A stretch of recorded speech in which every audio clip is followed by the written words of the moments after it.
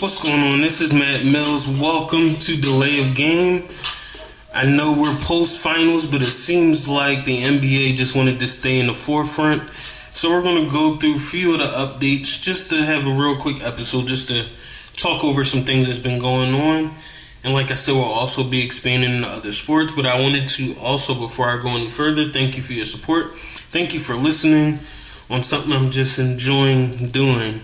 I appreciate all of you for subscribing and liking, and if you do comment, I appreciate that also.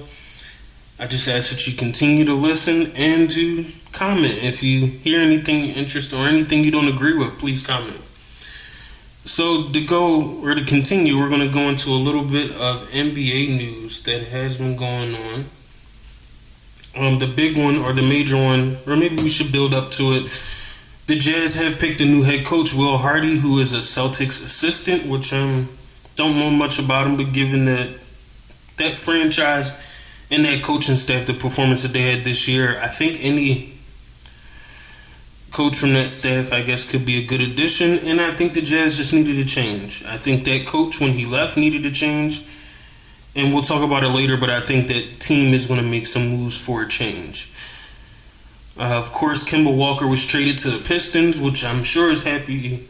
A lot of the Knicks fans and New York fans are ready for that to happen. It was not working out with the Knicks. And I will say Kemba Walker has been having trouble in general since he left the Charlotte Hornets, in my opinion. So hopefully he'll be able to recover while with the Pistons.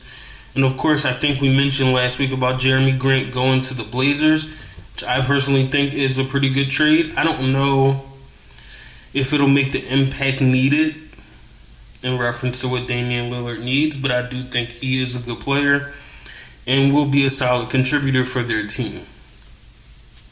One of the big news, of course, is Russell Westbrook opt in to his $47.1 million salary for this year. And I wanted to save that for last because let's be honest, are we surprised? The fact that this was news, who wouldn't opt in to a $47.1 million agreement for 1 year? To take it even further, if he opted out right now, there is no team in the NBA that would have paid him that much. Now, it's not a dig. Russell Westbrook is a great player, but we have to be honest. There is no team currently in the NBA that would have paid him that, in my opinion. He would not have. So I'm sure he was happy-go-lucky saying, calling the Lakers or calling his agent to be like, hey, I'm opting in. This isn't over. I'm not going anywhere. If Russell Westbrook leaves the Lakers, it would be because of a trade. He is not choosing to walk. He's not walking away from that contract. Any team that trades him is going to have to pay him and probably extend him. The Lakers are in a position where they are stuck with him. The new coach is going to have to find ways to use him effectively with the rest of the team. He's not going anywhere. So the fact that this was news is hilarious because he's not willingly walking anywhere. I saw a funny meme that LeBron James was stressed because Russell Westbrook opted in. Now, I'm sure LeBron James likes Russell Westbrook. I'm sure they get along. I'm sure they had a great relationship, which is why he wanted them to come to the Lakers. But when he saw this news, between GM LeBron looking at the cap space that was just taken up and the fact that he might have to play with Russell Westbrook another year, I'm sure was not in his best interest, especially with this news. With John Wall, which is someone or a player we haven't heard about because simply him and the Houston Rockets decided it was best he didn't play this past season. He still was going to get paid, but they basically told him, don't come play because you're not happy here, you don't want to be here. it's probably best you're not with the team. He is now free. He has now came to a buyout agreement, and once he clears waivers, will be signing with the Los Angeles Clippers. The reason this is funny to me is because John Wall has had some struggles in reference to injuries. I will not dispute that. But what I will say, that John Wall, I think, even in his current stage, is a pretty good guard. And will be a great contributing factor to any good team. But in my opinion, that he went to the Clippers, who I think most basketball fans will agree, barring injury, the Clippers are in good company. Before we saw Kawhi got hurt, they were in good position. The problem is Kawhi has not been back. Paul George has been injured, and when he tried to come back, they were better, but he wasn't. It was a little too late in the season for it to make an impact. Because I think he was injured, came back, and then I believe he tested positive for COVID, which caused him to miss the playing game. So I'm pointing this out that the Clippers, I think, play very well and very competitive with most teams without their two best players. And then you throw in an upgrade at point guard. I think the Clippers, if they can get healthy, will be a very good team this year, is what I'm getting at. I think the addition of John Wall, where he might not be the superstar or the star we once thought he was, I think he will be a good player and add additional depth to the Clippers team. So I actually think it was a good pickup, and I don't think it will even cost them that much as a pickup. So in that regard, it couldn't hurt. To discuss a few rumors, I did read that possibly the Utah Jazz are moving on from Mike Conley this offseason. At the time, I thought it was a good pickup. I still think he is a good player. It's something just not right with the Jazz. I think it might come to the point of it being blown up because there's even rumors about Gobert getting traded. I think they might be trying to find ways to keep Mitchell, and they possibly will blow up the rest of the team. I don't know what's going on over there, but time will tell, and we'll see. Let the chips fall where they may. I know we still got DeAndre Ayton talk. Where is he going to end up? What's going to happen with him? Will he be re-signed? Will they let him walk? Will there be a sign and trade? We don't know. But we do know that Kyrie Irving opted in to his deal. $36.9 million he opted in for next season.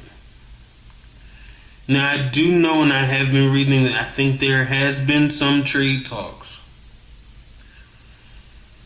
But I will say something that I did read that I thought was interesting, that I know they've been discussing short-term deals, which I'm sure is something Kyrie did not want, a short-term max deal that's only 2 years. And here's the key that I think the Nets were smart about. And I will point this out, that this is, without delay, this is the main point of this show, is to discuss this.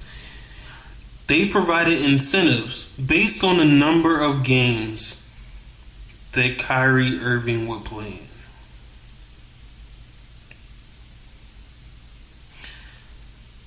Fair enough. Because the elephant in the room is we don't know what we're dealing with. And this is not a shot at Kyrie Irving, because I personally think you're welcome to make whatever decision you desire. If you desire not to take the vaccine, you should not be penalized for your decision. However, if you're going to take that stand, you should be aware of the consequences of your decision. We also saw Kyrie previously take a leave from the team, which is fair. Things do happen. But if you're not going to work, how can you get mad about not getting paid? I had the same argument about Ben Simmons when he wanted to sue the Sixers. You decided you didn't want to work. Why are you mad that they don't want to pay you for something you're not doing? We're having the same thing with Kyrie. I don't blame them for not wanting to sign Kyrie to a full-term max deal. You do not know what you're getting. You have no clue if you're going to get your money's worth, because at any point in time he can choose not to play. Sorry. So I understand how business works on Brooklyn's side, at least from that regard, that it can go either way. The same way I can get that Kyrie wants his max contract. It's very fair. But I would hope at some point in his head, and from what I'm reading, I guess he had no problem with the incentive, but he should understand their position, that we're not going to keep paying you if you're not going to play. Simple as that. I get Kevin Durant trying to defend his friend, take his friend's side, not wanting to be there if Kyrie's not there. This is not a normal instance of a team dismissing a player. Your friend, who many have tagged as the reason you went to Brooklyn, is inconsistent on when he plays. There's been large rumors that that's the reason James Harden wanted out, because of his whole situation. I don't know if I'm Kevin Durant, I'm taking that stance that if he goes, I go. When I'm sure if he played what he was paid to play as his job, they would have no problem with him. So I just think there should be a different level of accountability in the sense of, hey, these are the stances you were taking as a person. But in any other job, if you don't come to work, you're not getting paid. Sure, there's PTO and there's leave. But for you just to decide that your decision is going to prevent you from playing or working some of your job, I think that's something you have to consider going forward with an employee. I don't know why that's so abnormal that Brooklyn had hesitancy about re-signing him to a long-term deal. I didn't get it. But he opted in. And we'll see. There's a chance he still could be traded. But at the moment, they're all happy. I hope they make it work. They still got Ben Simmons, because who knows if he's going to play.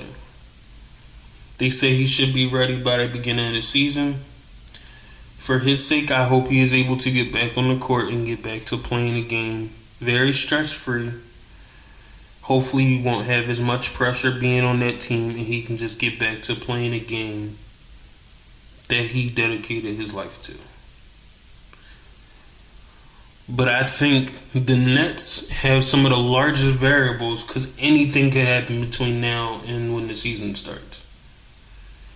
We legit could be looking at this Nets team and it be completely different in 3 months. KD could be gone, Kyrie could be gone, Ben Simmons could arrange a buyout, and we see a Nets team that has none of his stars and has traded away all their draft picks, so they have no future at all.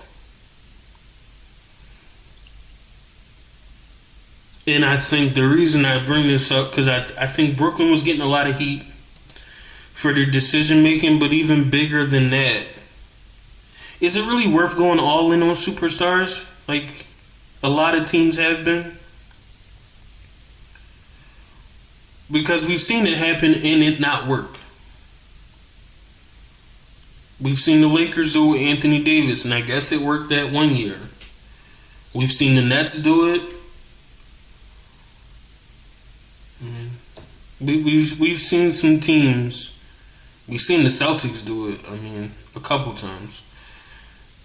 When they tried to get Kyrie, I think they thought that was going to put him over the top. And I also think when they got Kemba Walker, who's not a superstar, I guess at the time we thought he was a star, they probably thought that put them over the hump too. We look at teams leveraging their futures. The Clippers did the same thing with Kawhi Leonard, and they haven't won anything. But yet we look at some of the teams that have made smart moves. I mean, we can look at the Heat. We can look at those Milwaukee teams. I mean, do you say Drew Holiday wasn't a big deal when they made that move years ago? But I mean, it got him a championship. Is there a strategic way to acquire good players, borderline stars, to actually create a team versus leveraging your future for a superstar that might not amount to anything? And many people will say, I'd rather have a superstar than build for the future. You sure about that? There are some superstars that are worth it, but are you sure that that risk is always worth taking? Is what I'm posing. So I feel sorry for the Brooklyn Nets because they're in a rough situation. Especially if Kevin Durant's threatening to go. If they lose Kyrie, they lose Kevin. Which means their team is in shambles for years to come. They have no choice but to keep Kyrie. And hope they can figure something out between their new big three.